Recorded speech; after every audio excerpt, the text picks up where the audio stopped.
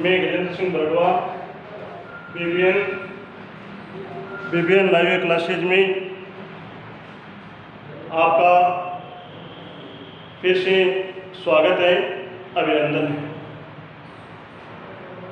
तो हम पढ़ेंगे आज क्रिया, क्योंकि अपनी बीबीएन संस्था ने एक विश्व में महामारी को देखते हुए बच्चों की सुचारू रूप से पढ़ाई किस तरह से चल पाए, इसके लिए हमने लाइव क्लासेज प्रारंभ की, जिससे बच्चों की पढ़ाई सुचारू रूप से चल सके।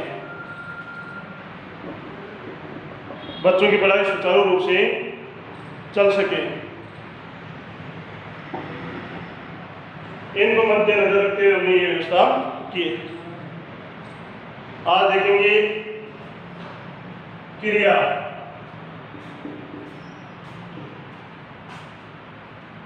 प्रिय विद्यार्थियों, क्रिया आपके बोर्ड के एग्जाम में 2 अंक की पूछी जाती है। अब क्रिया किसे कहते हैं, क्रिया के कितने भेद होते हैं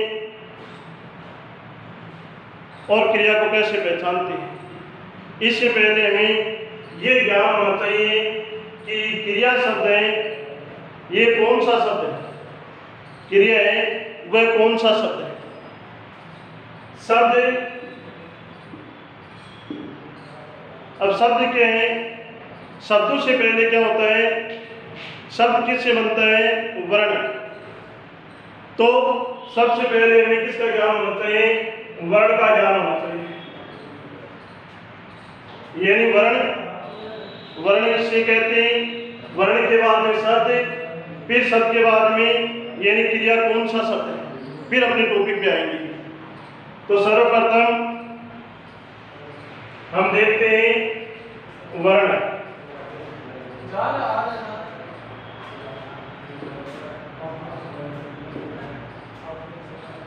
वर्ण किसे कहते हैं, वर्ण भाषा की सबसे छोटी इकाई होती है। वर्ण भाषा की सबसे छोटी इकाई होती है, इसके हम टुकड़े नहीं कर सकते, उसे क्या कहते हैं, वर्ण कहते हैं। यानी भाषा की सबसे छोटी इकाई को वर्ण कहते हैं।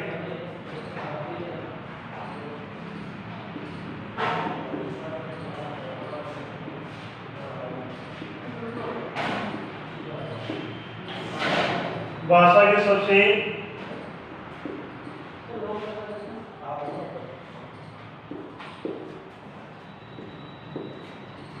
छोटी इकाई को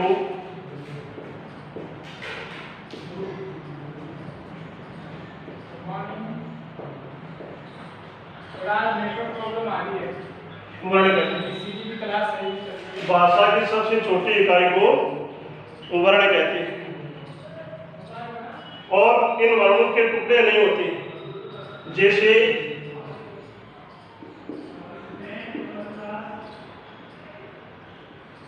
क, ख, च, ट, त, प, म, ल,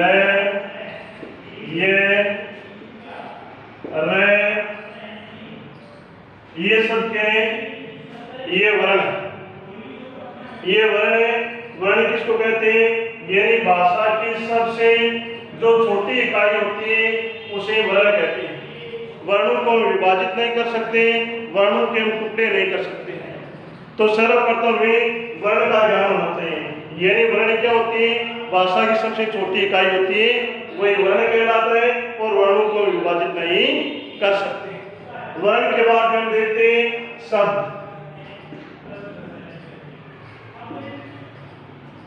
सर्वप्रथम शब्द किसे कहते हैं, शब्द किसे कहते हैं, यानी वर्णों के सार्थक समूह को क्या कहते हैं, शब्द कहते हैं।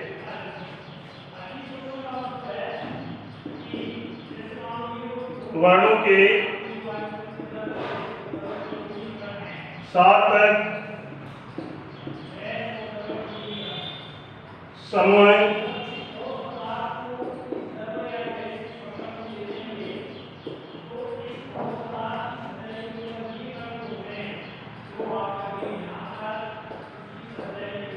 शब्द कहते हैं, यानी वर्णों के साथ समूह को क्या कहते हैं? शब्द कहते हैं। तो इसलिए सबसे पहले देखिए वर्ण का ज्ञान होना चाहिए, यानी भाषा की सबसे छोटी इकाई के हैं वर्ण है, और वर्ण के बाद में शब्द, यानी वर्णों के सार्थक समूह को ही शब्द कहते हैं। जैसे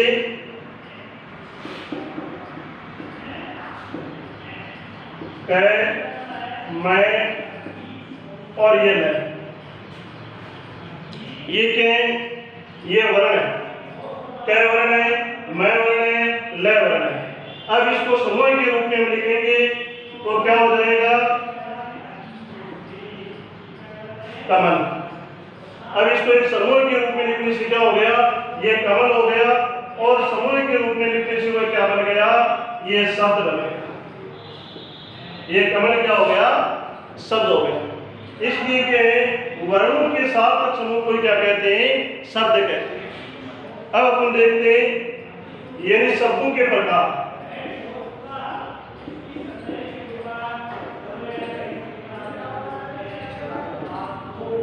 शब्दों के प्रकार, यानी शब्द कौन कौन से प्रकार के होते हैं?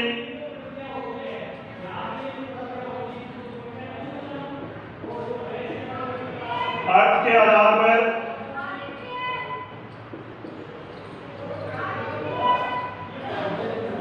यानी अर्थ के आधार पर,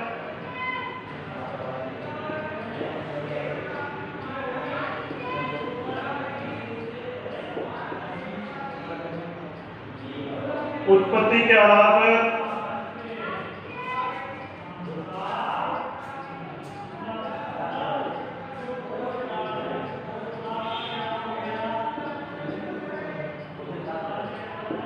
व्युत्पत्ति के आधार पर,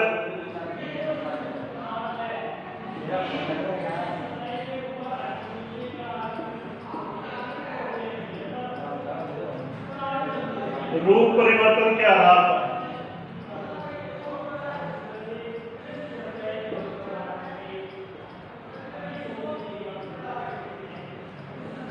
रूप परिवर्तन के आधार पर,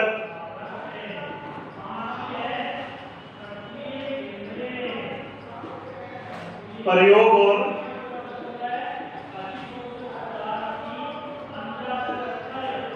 रचना के आधार,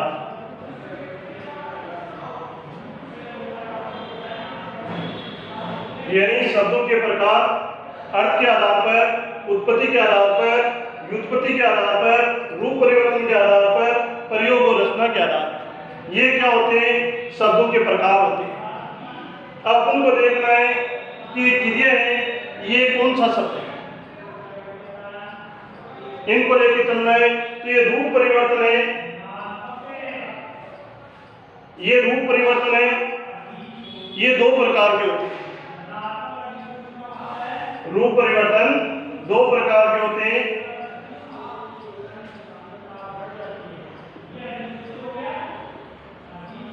विकारी शब्द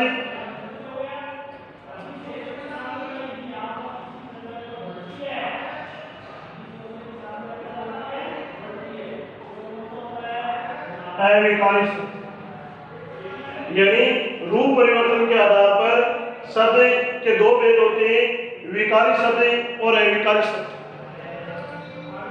विकारी शब्द यानी जो शब्द या पद लिंग, वचन, कारक के अनुसार परिवर्तन हो जाता है, बदल जाता है, वह कौन सा कहलाता है? विकारी शब्द कहलाता है। अविकारी शब्द यानी विकारी के पहले अ उपसर्ग लगा हुआ है। अ का अर्थ क्या होता है? बिना। बिना, अ का अर्थ क्या होता है? बिना, यानी बिना परिवर्तन, यानी वह शब्द या पद लिंग, वचन, कारक के अनुसार बिना परिवर्तन होता है, अर्थात के परिवर्तन नहीं होता है, वह नहीं बदलता है, और इस अविकारी शब्द को अव्ययी कहते हैं। क्या कहते हैं? अव्ययी।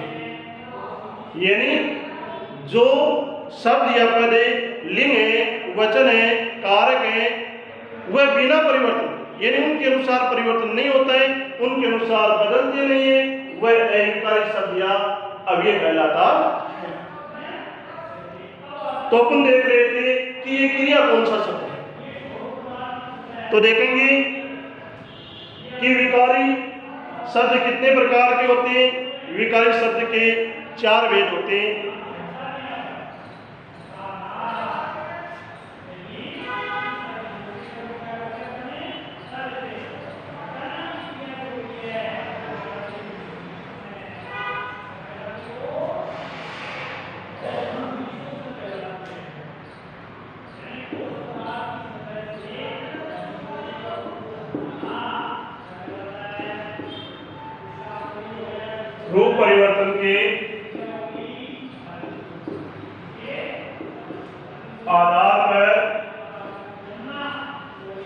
रूप परिवर्तन के आधार पर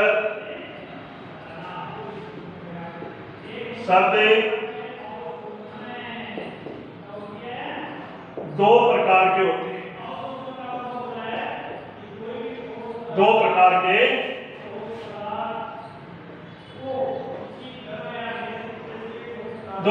होते हैं। रूप परिवर्तन के आधार पर शब्द कितने प्रकार के होते हैं? 2 प्रकार के होते हैं।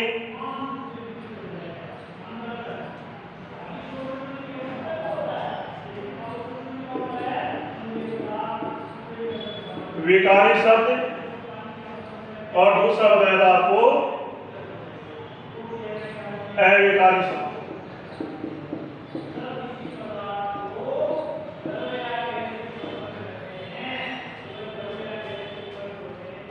विकारी शब्द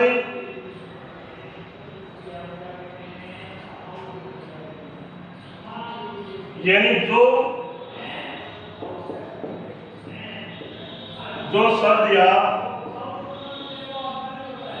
शब्द या पद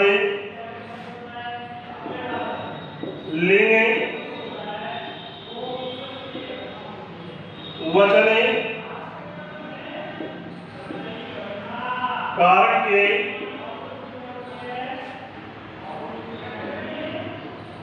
अनुसार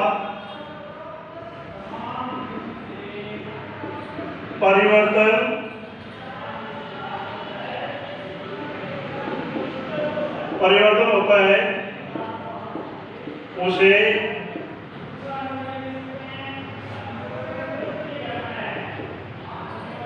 विकारी शब्द कहते हैं।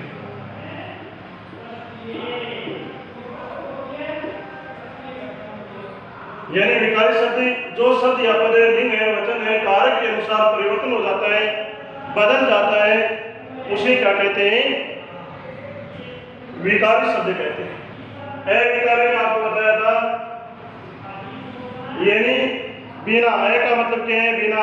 विकारी के अंदर उपसर्ग लगा हुआ है, तो बिना परिवर्तन के, यानी लिंग, वचन, कारक के बिना परिवर्तन होता है, उसे क्या कहते हैं? अविकारी शब्द कहते हैं। जो शब्द या पद लिंग, वचन,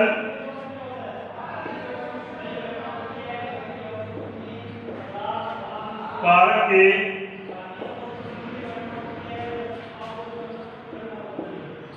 अनुसार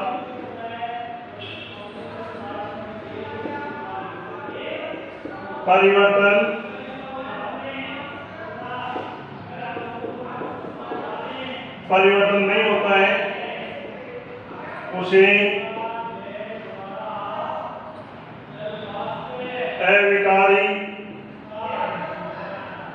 अविकारी शब्द कहते हैं।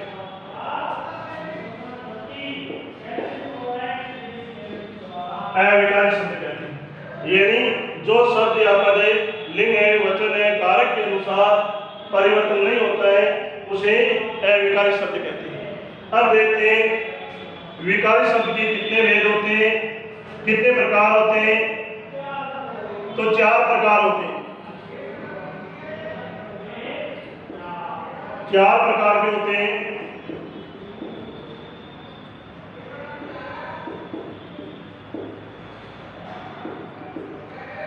विकारी शब्द है वह कितने प्रकार के होते हैं? 4 प्रकार के होते हैं। संज्ञा, सर्वनाम,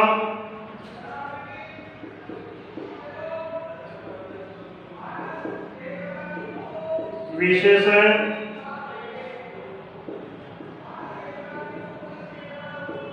और क्रिया।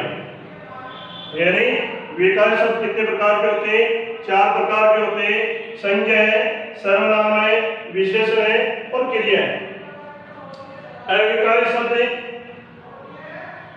अविकारी शब्द भी 4 प्रकार के होते हैं।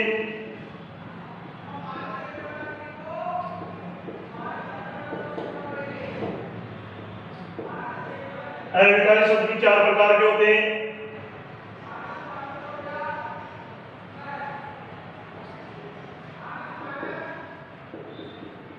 क्रिया विशेषण,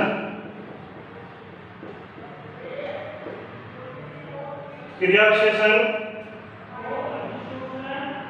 दूसरा विस्मयादिबोधक,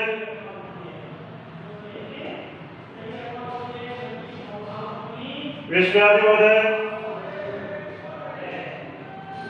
और तीसरा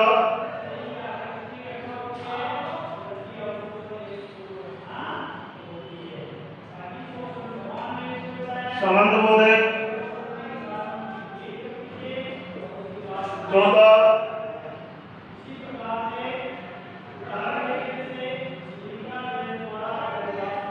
समुच्चय बोधक।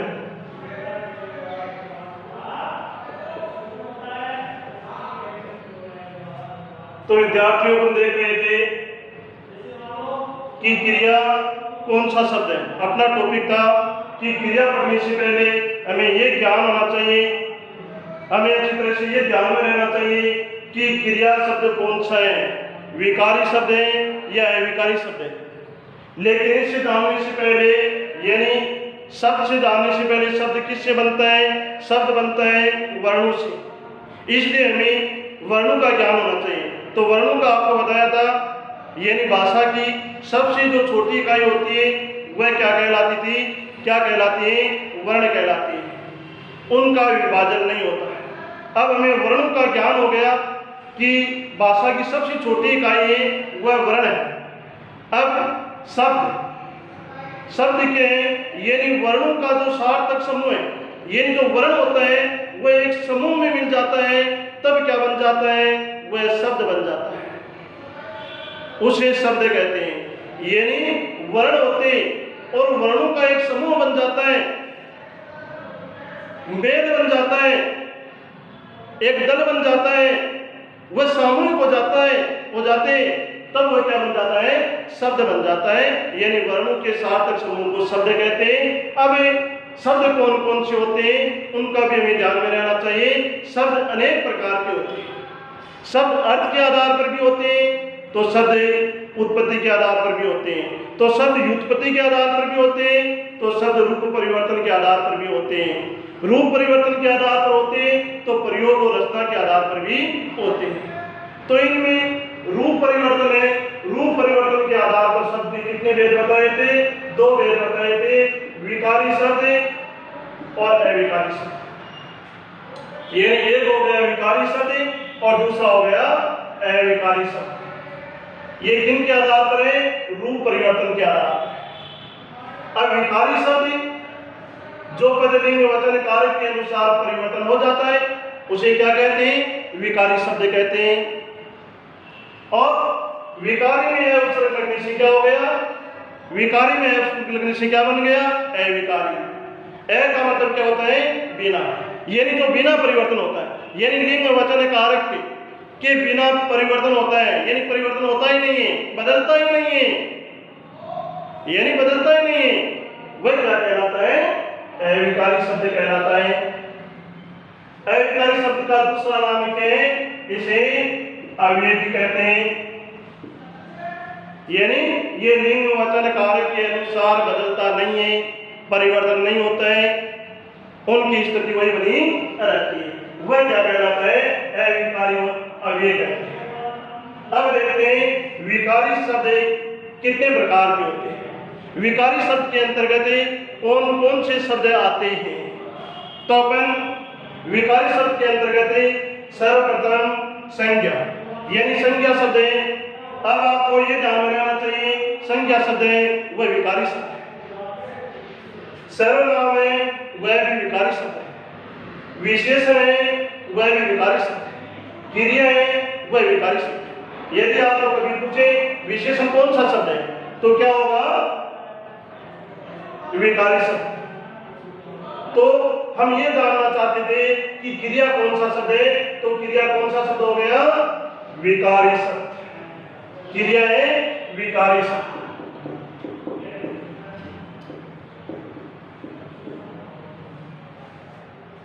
अविकारी शब्द भी क्या होते हैं, चार प्रकार के होते हैं, क्रिया विशेषण, विषयादिबोधक, संबंधबोधक और समुच्चय बोधक। ये कौन से शब्द के अंतर्गत आता है, अविकारी के अंतर्गत आते हैं। अब अपने टॉपिक पे चलते हैं, क्रिया।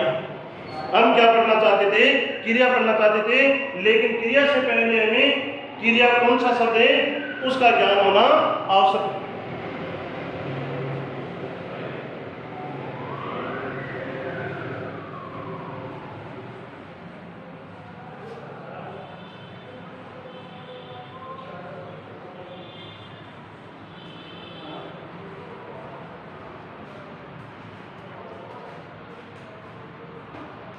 यानी क्रिया, यानी किसी भी शब्द या पद से कार्य का होना या करना ही क्या कहलाता है, क्रिया कहलाता है। यानी जहां पर कार्य हो रहा है, जहां पर कार्य कर रहा है, वही क्या कहलाएगी, क्रिया कहलाएगी।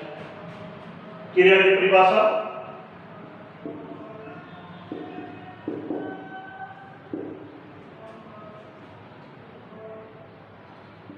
किसी शब्द या पद से कार्य का करना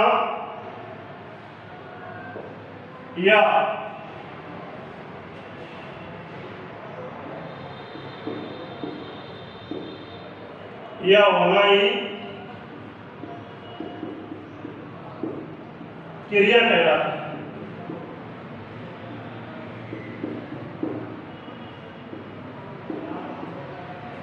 यानी किसी शब्द या पद से कार्य का करना या होना ही क्या कहलाता है, क्रिया कहलाता है। यानी किसी भी कार्य का जहां हो रहा है, जहां कर रहा है, करना है, वही क्या कहलाएगी, क्रिया कहलाएगी। जैसे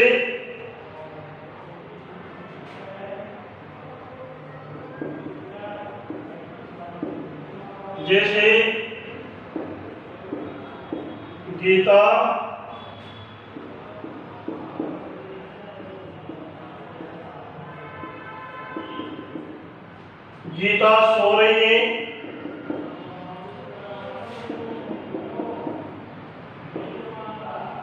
विद्यार्थी पुस्तक पढ़ रहे हैं। इन उदाहरणों के माध्यम से क्रिया का प्रथम स्टेप होता है कि पहले क्रिया को पहचानना। अब क्रिया किसको कहते हैं, यानी जहां पर कार्य हो रहा है, कार्य का होना है, वहां क्रिया कहलाता है। अब देखिए, गीता सो रही है, गीता सो रही है, तो कार्य कहाँ हो रहा है, कार्य सोने का हो रहा है, यानी सो रही है। लेकिन विद्यार्थियों एक बात का ध्यान रखना, जब क्रिया को आप पहचानते हो तब क्रिया में ना लगा के देखना है। यानी क्रिया को पहचानते समय क्या है, ना लगा के देखना है। चाहे क्रिया किसी भी लिंग, किसी भी कारक, किसी भी वचन में क्यों न हो, यानी चाहे सो रही है, सो रहा है, सो चुका है, कुछ ही हो लेकिन उसमें क्या लगाना है, ना लगा के देखना है। तो इसमें क्रिया क्या है, सोना। सोना क्या है, क्रिया है। दूसरा उदाहरण था, विद्यार्थी पुस्तक पढ़ रहे हैं। विद्यार्थी पुस्तक पढ़ रहे हैं। अब यहाँ कौन सा कार्य हो रहा है, पढ़ने का हो रहा है। तो पढ़ने का हो रहा है तो ये क्या है, ये क्रिया है। और आपको बताया था यानी क्रिया को पहचानते समय, क्रिया को लिखते समय यानी ना लगाना है। चाहे क्रिया कोई भी लिंग वचन कारक में क्यों न हो। यानी जैसे पढ़ रहे हैं, पढ़ रहा है, पढ़ चुका है, पढ़ चुकी है, कुछ ही क्यों न हो, लेकिन आपको क्रिया को देखते समय, क्रिया को लिखते समय, क्रिया को छापते समय क्रिया में ना लगाना है। तो क्रिया क्या हो जाएगी, पढ़ना। पढ़ना क्या है, क्रिया है। अब अपन देखते हैं कि क्रिया है, क्रिया का निर्माण किससे होता है।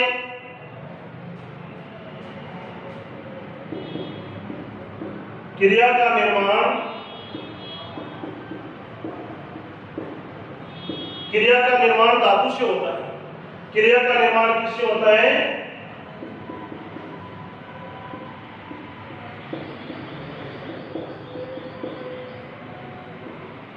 क्रिया का निर्माण धातु से होता है। यानी क्रिया किससे बनती है, क्रिया धातु से बनती है। ये ध्यान में रहना चाहिए। यानी क्रिया किससे बनती है, क्रिया धातु से बनती है। और क्रिया का मूल रूप किसको कहते हैं, धातु को कहते हैं। क्रिया का मूल रूप, क्रिया का मूल रूप धातु को कहते हैं। समझे विद्यार्थियों। यानी क्रिया का मूल रूप किससे बनता है, क्रिया का मूल रूप किसको कहते हैं, धातु को कहते हैं। क्रिया किससे बनती है, धातु से बनती है। यानी धातु में ना प्रत्यय लगाने पर क्या बन जाती है, क्रिया बन जाती है। यानी ना प्रत्यय लगाने से क्या बन जाती है, क्रिया बन जाती है। जैसे देखते हैं, खाए, खा में ना जोड़ने से क्या बन जाएगी, खाना। ये खाना क्या हो गया, ये क्रिया हो गई। जैसे पढ़, पढ़ में ना जोड़ने से क्या बन गया, पढ़ना। दौड़, दौड़ में ना जोड़ने से क्या बन गया, दौड़ना।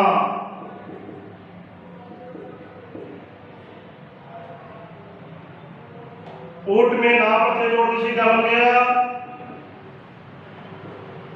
उठना। ये क्या बन गई, क्रिया बन गई।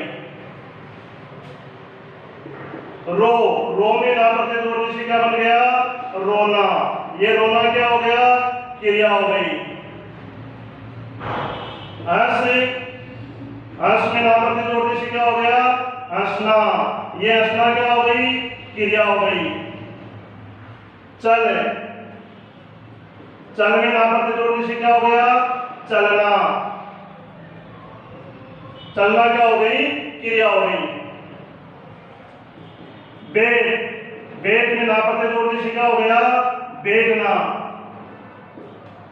बैठना क्या हो गई, क्रिया हो गई।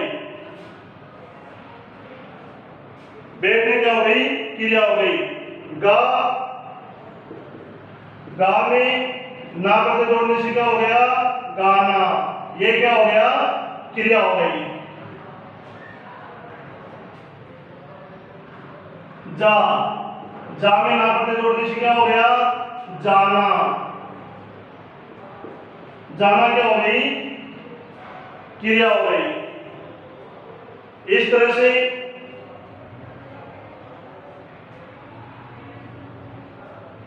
खेल, खेल में ना प्रत्यय जोड़ने से क्या हो गया, खेलना। ये क्या बन गई, क्रिया बन गई। सो, सो में ना प्रत्यय जोड़ने से क्या हो गया, सोना। इस तरह से प्रिय विद्यार्थियों यानी मूल धातु में ना प्रत्यय जोड़ने से क्या बन जाती है? क्रिया बन जाती है। जैसे खा प्लस ना खाना, पढ़ प्लस ना पढ़ना, दौड़ प्लस ना दौड़ना, उठ प्लस ना उठना, रो प्लस ना रोना, हंस प्लस ना हंसना, चल प्लस ना चलना, बैठ प्लस ना बैठना, गा प्लस ना गाना, जा प्लस ना जाना, खेल प्लस ना खेलना, सो प्लस ना सोना। इस तरह से के ये मूल धातु में ना प्रत्यय लगाने से क्या बन जाते हैं? क्रिया बन जाती है। अब अपन देखते हैं क्रिया के वेद। क्रिया के वेद। अब अपन क्रिया कितने प्रकार की होती है? क्रिया दो प्रकार की होती है, क्रम के आधार पर, प्रयोग और रचना के आधार पर। ये अपन अगली कक्षा में पढ़ेंगे। धन्यवाद। जय हिंद।